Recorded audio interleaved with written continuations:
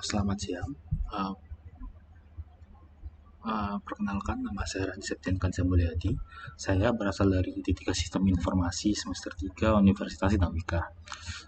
Selamat siang untuk Pak Adrianus dan teman-teman yang menonton video saya ini. Sebelum saya masuk ke inti dari video ini, saya jelaskan dulu.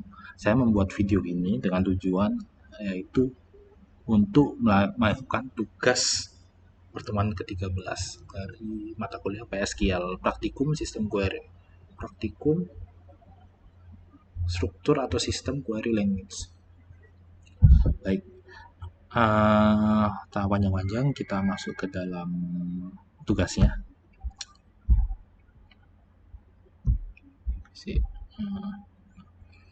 Di tugasnya ada di sini. Nah, PSQL.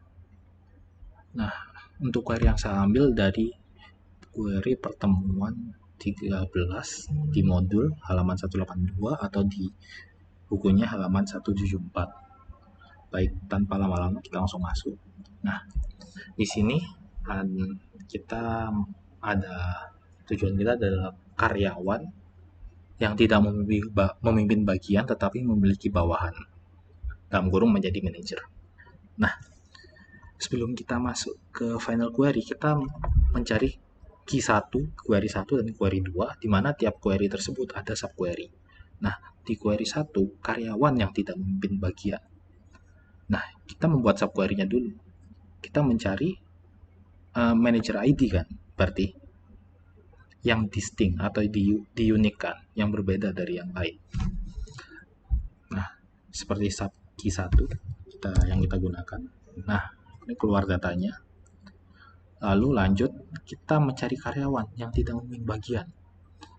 Maka kita select employee ID, lalu last name, job title, menggunakan tabel employee, kita joinkan dengan tabel jobs menggunakan job ID.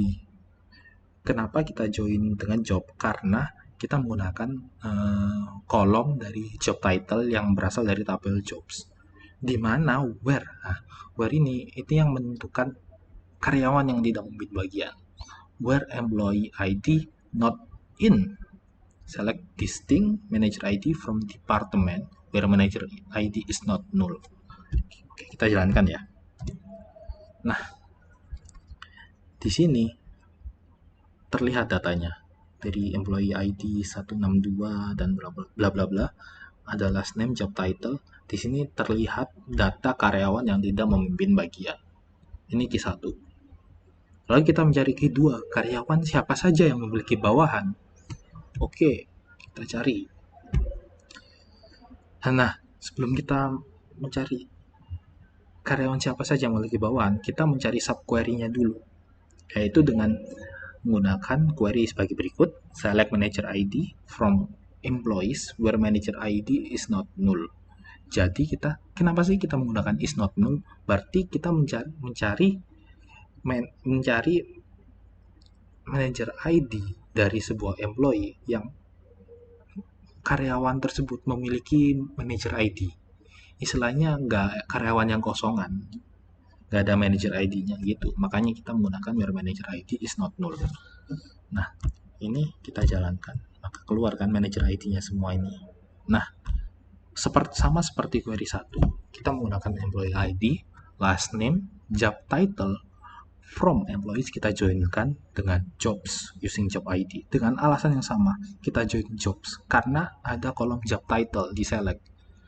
Lalu kita where yang menentukan siapa yang memiliki bawahan. Employee ID, kita in dalam kurung select manager atau menggunakan subquery 2. Maka kita jalankan. Maka akan kita ketahui bahwa di bawah di data ini siapa saja sih yang memiliki bawahan. Ini data-datanya sudah terlihat.